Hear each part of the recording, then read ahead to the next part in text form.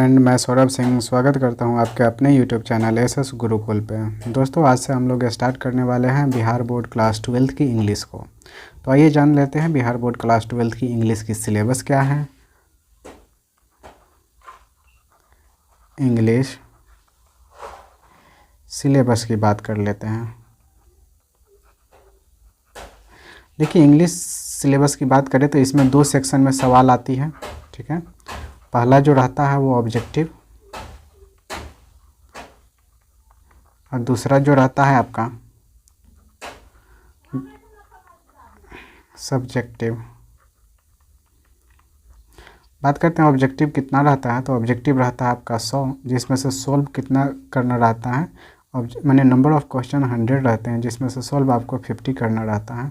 50 बोले तो 50%। ठीक है, मतलब 100 नंबर ऑफ़ क्वेश्चंस रहते हैं, जिसमें से आपको अटैम्प्ट कितना करना रहता है, 50 ही करना रहता है। ठीक है, इस 100 में दोनों सेक्शन से आते हैं, आपके ग्रामर सेक्शन से भी आते हैं और बुक सेक्शन से भी आते हैं। बुक में 2 बुक हो जाती है आपको, मतलब एक तो आपका मेन है रेनबो पार्ट 2 और एक है आपका स्टोरी ऑफ इंग्लिश।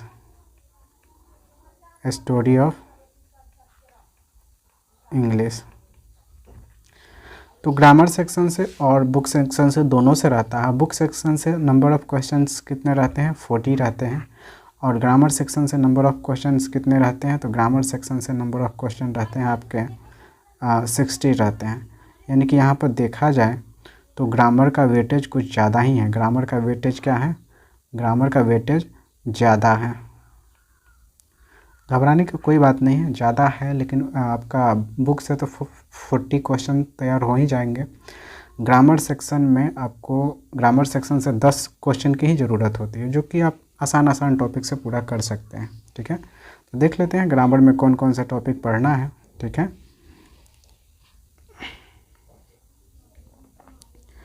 देखिए ग्रामर में जो आपका पहला टॉपिक पढ़ना है वो है आपका पार्ट ऑफ स्पीच। एक रिक्वेस्ट है दोस्तों,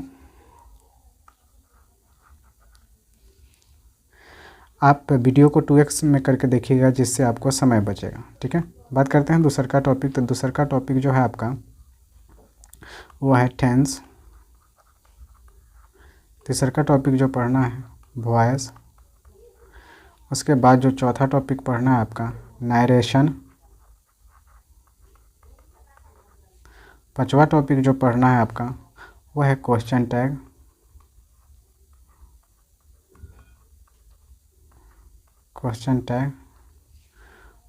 छठा टॉपिक जो पढ़ना है वो है आपका आर्टिकल।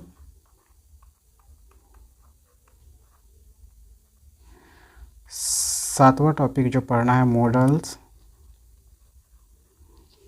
ठीक है, आठवां टॉपिक है आपका पंक्चुएशन मार्क्स, जिसमें हम लोग ये फुल स्टॉप, एक्सक्लामेशन है ना, क्वेश्चन मार्क्स है ना, इन सारे चीज़ों के बारे में इसमें पढ़ेंगे। ठीक है, तो ये जो sign of interrogation, sign of exclamation आता है, जिस चैप्टर के अंतर्गत आते हैं उसका नाम है पंक्चुएशन मार्क्स। ठीक है, इसको मैं थोड़ा सा साइड में कर लेता हूँ ताकि आपको ज़्यादा अच्छे से दिखे।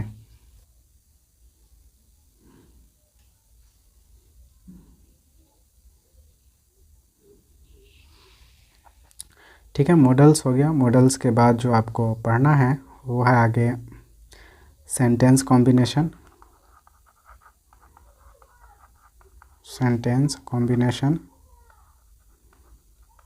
कॉम्बिनेशन 10वां नंबर जो टॉपिक पढ़ना है वो आपका कुछ इडियम से भी रहते हैं। 11 नंबर जो टॉपिक पढ़ना है वो आपके हैं साइनो। 12 नंबर जो है आपके जो पढ़ने हैं वो है एंटो। और जो 13 नंबर टॉपिक पढ़ना है वो है आपका spelling test.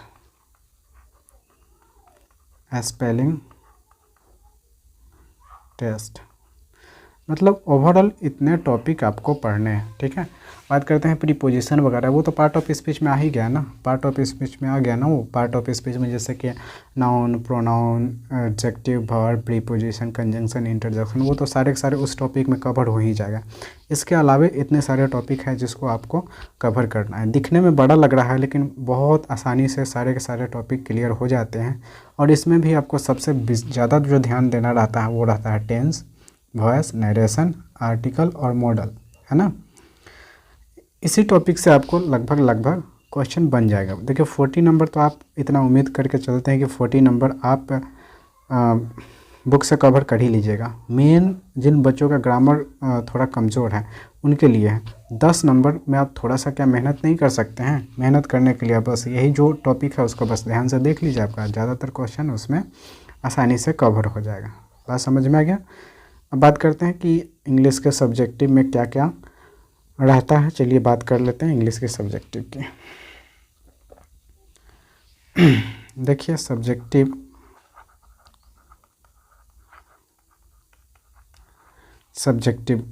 Questions, subjective question में सबसे पहला जो रहता है आपका एसे। ऐसे कोई एक लिखना रहता है, 8 मार्क्स का होता है ये, ठीक है। दूसरा का होता है एक्सप्लेन करने के लिए। ये नंबर ऑफ क्वेश्चंस रहते हैं 4, जिसमें से आपको कोई एक सॉल्व करना रहता है, 4 मार्क्स का रहता है। और ये 2 सेक्शन से रहते हैं, मतलब कि आपका प्रोज से भी रहेगा, और पोएट्री से भी रहेगा। जैसे कि रेनबो जो आपका बिहार बोर्ड क्लास 12 का जो बुक है रेनबो पार्ट 2, उसमें 2 सेक्शन है, एक है आपका प्रोज और एक है पोएट्री। तो प्रोज सेक्शन से नंबर ऑफ क्वेश्चंस 4 देते हैं एक्सप्लेन करने के लिए, कोई एक आपको एक्सप्लेन करना रहता है, 4 नंबर उसमें मिल जाएगा। ठीक उसी प्रकार पोएट्री में भी आपको एक्सप्लेन करना रहता है, उसमें भी नंबर ऑफ क्वेश्चन 4 रहते हैं, कोई एक एक्सप्लेन करना रहता है जिसमें आपका 4 मार्क्स का रहता है वो, ठीक है। उसके बाद आ जाता है चौथा आपका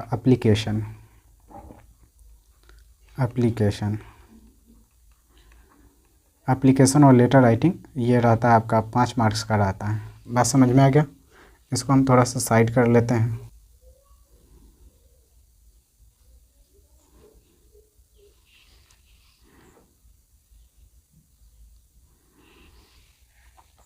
एप्लीकेशन के बाद आ जाता है आपका शॉर्ट आंसर। ये पिछले कई सालों से बिहार बोर्ड एग्ज़ाम में जो सवाल पूछ रहा है उसकी मैं बात कर रहा हूँ, ठीक है। शॉर्ट आंसर रहता है, उसमें से आपको 50% इसमें भी करना रहता है, ठीक है। अब बात करते हैं आगे जो रहता है 6ठा नंबर क्वेश्चन, उसमें क्या है ना कि बहुत सारा रहता है, उसमें लिखना कोई आपको 3 ही रहता है। इसमें क्या रहता है, समरी भी रहता है, समरी आपके प्रोज से भी रहता है, पोएट्री से भी रहता है ना, कोई एक एक लिखना रहता है। उसके बाद स्टोरी ऑफ इंग्लिश से रहता है 3 क्वेश्चन, स्टोरी ऑफ इंग्लिश से 3 क्वेश्चन रहता है, उसमें से कोई एक ही करना रहता है, ठीक है। उसी प्रकार ट्रांसलेशन भी इसी में रहता है, 6 नंबर क्वेश्चन एक रहता है, उसी में बहुत सारा रहता है, 6 क्वेश्चन रहता है उसमें से, मतलब बहुत सारा रहता है, उसमें से आपको करना रहता है कोई 3 ही, ठीक है। या तो आप 2 समरी कर दीजिए या स्टोरी ऑफ इंग्लिश कर दीजिए, या फिर आप क्या कीजिए कि राइटर नेम वाले 2 को कर लीजिए, उसके बाद एगो कोई कर सकते हैं। राइटर नेम रहता है, प्रोज से भी रहता है और पोएट्री से भी रहता है। ये राइटर नेम है, ठीक है, राइटर नेम रहता है, आपको बस मिलान कर देना रहता है।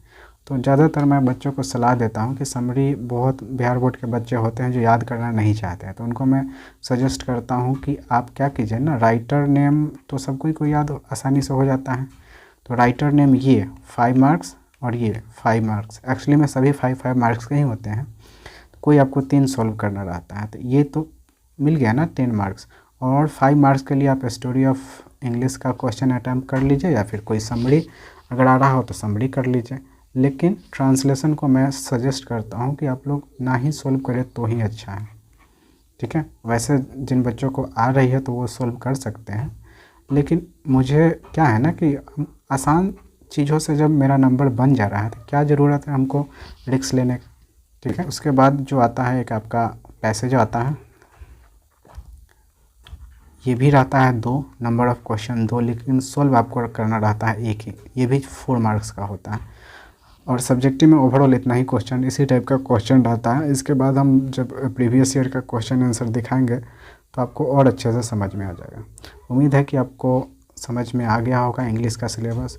तो आज के लिए इतना ही रहने देते हैं। आप खूब से खूब वीडियो को लाइक कीजिए, शेयर कीजिए, कमेंट कीजिए कि आपको मेरी वीडियो कैसी लगती है और आपको अगला किस टॉपिक पर वीडियो चाहिए। Thank you.